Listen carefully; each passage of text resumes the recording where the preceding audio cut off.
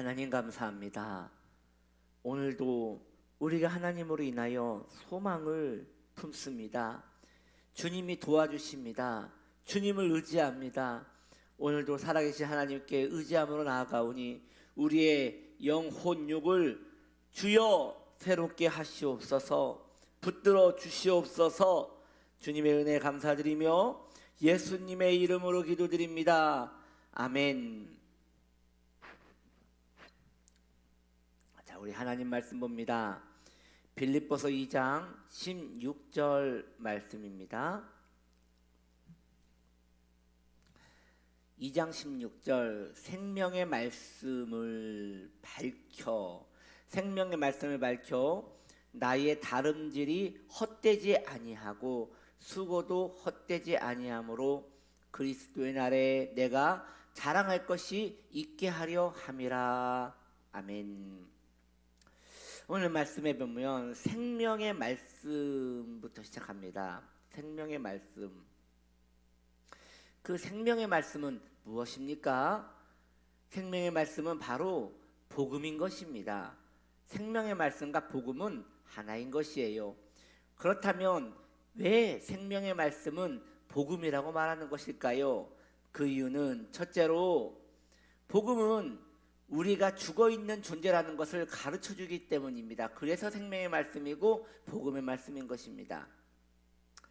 오늘 제가 말씀드리고자 하는 것은 이 생명의 말씀은 복음인데 그 복음은 우리가 죽어있는 존재라는 것을 알려준다는 것이에요. 우리가 죽어있는 존재라는 것을 우리에게 상기시켜 준다는 것이에요.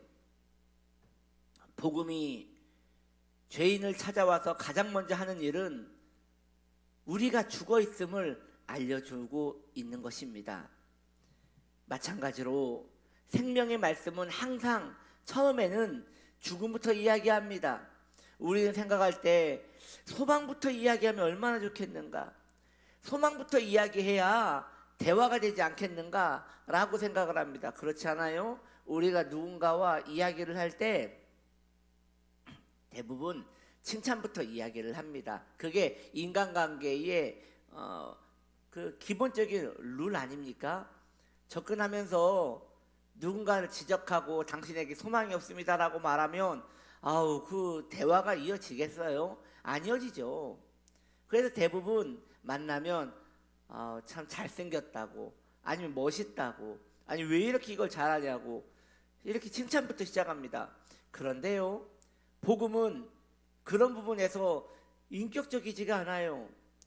복음은 인격적이지 않고 보자마자 말하기를 당신에게 문제가 있습니다. 당신은 이 문제로 말미암아 죽을 수밖에 없습니다라고 말하며 문제부터 지적하고 그가 죽어있는 상태라는 것을 진단부터 하더라는 것이에요. 이건 꼭 의사 선생님과 같은 것 같아요. 의사 선생님, 여러분들도 아마 그 병원 가서 큰 병원을 가신 기억이 있으실 거라고 생각해요. 큰 병원에 가면 의사 선생님한테 진료를 받으면 일단 CT를 좀 찍어봅시다. 혹시 MRI를 좀 찍어봅시다. 혹은 엑스레이를 찍어봅시다. 뭔가 이렇게 검사 결과, 피 검사를 좀 해봅시다. 그렇게 합니다. 검사를 하고 일주일 만에 오세요 라고 해서 일주일 만에 가면 저도 병원 좀 다녔거든요. 저도 좀 병원하고 친해가지고 병원 좀 많이 다녔습니다. 큰 병원, 작은 병원 많이 다녔는데 저도 많은 병원을 다녀봤지만, 병원을 자주 가보고 선생님들도, 다른 선생님들도 많이 만나봤지만 어느 병원도, 어느 선생님도, 어느 의사도 저한테 칭찬하시는 분은 없더라고요. 저한테 아이고 요즘 참 좋아 보이십니다 이렇게 얘기하시는 분은 없어요. 굉장히 건조해요. 가면 언제나 그 컴퓨터를 보고 계세요. 그리고 저번에 검사했잖아요. 이 검사 이 부분 문제 있습니다. 지금 여기에 병이 생겼습니다. 여기가 지금 좋지 않습니다. 그것부터 얘기하는 거예요. 굉장히 기분 나쁘죠. 인격적이지가 않아요. 아, 왜 이렇게 예의를 안 지키죠? 의사 선생님이 좀 오면 손도 좀 잡아주면서 아이고 어떻게 잘 지냈냐고, 축복한다고, 소망이 있다고, 당신은 잘 될 거라고 이렇게 좀 하면 얼마나 병원 분위기가 훈훈하겠습니까? 근데 안 그렇더라고요. 의사 선생님들은 보자마자 아니 얼굴도 잘 안 봐요. 건조한 표정으로 힐끗 쳐다보고 컴퓨터를 보고 검사 결과 나왔는데요, 이렇게 시작한단 말이죠. 제가 인사를 해도 선생님 안녕하세요. 자 봅시다. 그러니까 뭐 일절 다른 얘기가 없어요. 그리고 하는 얘기는 언제나 문제를 지적하고 그 문제가 지금 큰일 났다고, 이거 지금 빨리 해결을 봐야 한다고 이렇게 하더라는 것이에요. 여러분, 그런데 저는 그렇게 한다고 해서 사람들이 의사 선생님이 비인격적이라고, 의사 선생님이 좀 정이 없다고 그런 분 못 봤어요. 왜요? 병원 가는 이유는 내 몸 나으려고 가는 거지 의사 선생님하고 그 교수님하고 친해지려고 가는 거 아니거든요. 내 병이 진단되고 내 병을 찾고 그 병을 고치려고 하는 것이지 의사 선생님하고 그런 인격적인 관계 맺으려고 가는 거 아니에요. 그래서 그 제일 중요한 게 병 진단이잖아요. 병원에 갔는데 병을 못 찾아요. 그 병명을 찾지 못해요. 그러면 오히려 절망에 빠집니다. 그런데 그 의사 선생님이 이 병은 이런 병이에요 딱 명확하게 얘기하면 후련하죠. 그리고 그 병이 아무리 크더라도 해결 방법이 있습니까? 예, 이거 수술하면 돼요. 그러면 감사하죠.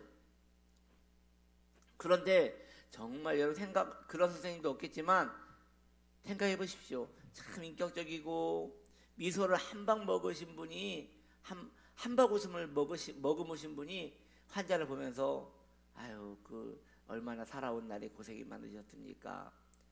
그래도 참 잘 될 것입니다. 자, 컴퓨터를 봅시다. 제가 검사 결과를 다 봤는데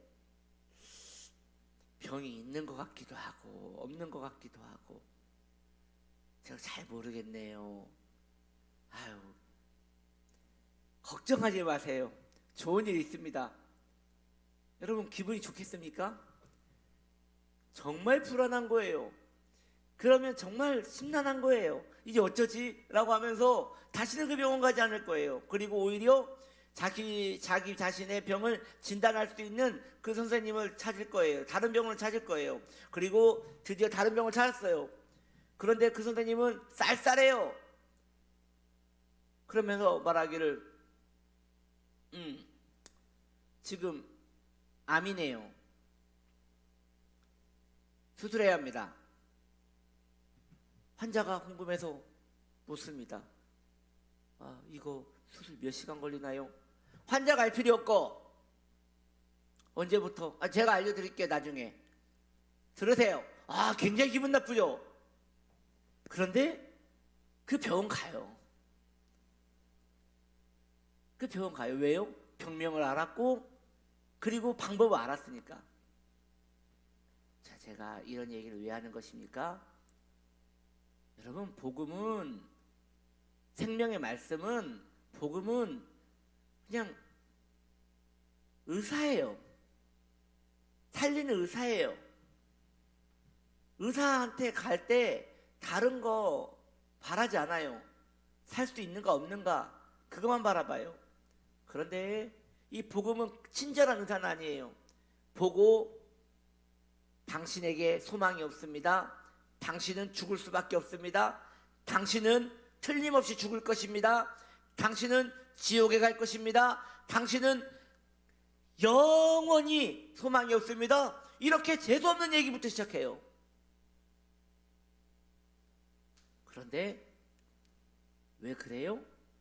좋은 의사라서 그렇게 말하는 거예요. 사실을 알려주는 것이에요. 복음은 심지어 우리가 태어날 때부터 허물과 죄로 죽어 있다고 진단을 딱 내려요. 정말 기분 나쁘죠. 아니 언제부터 이렇게 되셨습니까? 아이고 언제부터 이렇게 되셨습니까? 하면 좋은데 여지없어요. 당신은 태어날 때부터 문제가 있었어요. 그러니까 뭘 잘못해서 된 게 아니라, 뭘 잘못해서 당신이 이렇게 잘못된 게 아니라, 뭐가 좀 문제가 잘 되다가 잘 살아가다가 지금 뭔가 문제가 있어서 이렇게 된 게 아니라 태어날 때부터 이렇게 됐어요. 그럼 어쩌란 말입니까? 아니 태어날 때부터 이렇게 됐으니까 문제가 심각하죠. 답이 없다니까요. 무능하다고요. 선생님 저는 어떻게 하면 살아날 수 있습니까? 아니요, 못 살아나요. 당신은 처음부터 무능했습니다. 처음부터 소망이 없었습니다. 굉장히 기분 나쁘죠. 어쩌라는 것인가. 그래서 예수 안 믿는 거예요. 사람들이 기분 나쁘니까. 왜 나한테 소망 없다고 그러느냐. 내 나름대로 열심히 살았는데 왜 내가 죽어 있다고 말하느냐. 왜 나에게 허물과 죄로 죽었다고 말하는가. 에베소서 2장 1절은 이렇게 얘기합니다. 복음이 말하는 거예요. 에베소서 2장 1절에 보면 그는 허물과 죄로 죽었던 너희를 살리셨도다. 네. 허물과 죄로 말미암아 죽었다고 알려줘야 그가 살고자 하는 마음이 있는 것이에요. 그래서 복음이 먼저 말하는 것은 그가 인정하기를 바라는 거예요. 절대적인 평가 앞에서 그가 인정하기를 바라는 거예요. 진짜 유능한 선생님이 있다고 칩시다. 진짜 유능한 대단한 선생님이 있다고 칩시다. 지금 의학에서는 거의 췌장암은 거의 못 잡는 상황이잖아요. 근데 이제 의학도 많이 발전됐기 때문에 저는 언젠가는 또 이런 췌장암도 정복이 될 거라는 생각이 듭니다. 근데 여튼 진짜 유명한 선생님이 있다고 칩시다. 한 사람이 진단을 했어요. 계속 소화가 안 돼서 소화제만 먹다가 이거 좀 다른 게 있나라고 해가지고 병원에 갔어요. 그런데 그 선생님이 말합니다. 췌장암 말기입니다. 그런데 수술하면 살 수 있어요. 저는 저 이걸로 살아난 사람도 봤어요. 살 수 있어요. 이렇게 얘기했습니다. 그러면 그냥 인정하면 되잖아요. 나 췌장암 말기구나. 큰일 났네. 그리고 수술하면 산다니까 이 선생님을 의지해야겠다 라고 하는 게 정상이잖아요. 그런데 여러분, 그 환자가 그렇게 생각한다고 생각해 보세요. 그 환자가 췌장암 말기입니다 라고 말했는데 그럴 리가 없어요. 아니요, 그럴 리가 없습니다. 우리 집에는 그런 가족력도 없고요. 그런 일은 저한테 있을 수가 없는 거예요. 이거 그냥 소화불량으로 온 건데 아니에요 나가면서 그 선생님이 눈을 지그시 감더니 췌장암 말기입니다. 선생님 아니에요. 어쩌자는 겁니까? 오늘날 복음을 받아들이지 않는 사람들이 그런 상황인 거예요. 복음은 너는 허물과 죄로 죽어있다. 지금 너는 허물과 죄로 죽어있어. 생명의 말씀이 이렇게 얘기를 하는데 아니에요, 저는 죽은 적도 없고요, 저는 문제가 없어요 라고 말한다면 복음과 죄인이 대화가 자체가 되지 않는 거예요. 그러면 이걸 도대체 누가 아쉬워하고 누가 힘들어하고 누가 고통 속에 빠져야 하는 것입니까? 복음은요 그냥 기다리는 거예요. 사실을 알려주고 기다리는 거예요. 그래서 복음은 그 생명의 말씀은 당신은 지금 죽어 있는 상태입니다.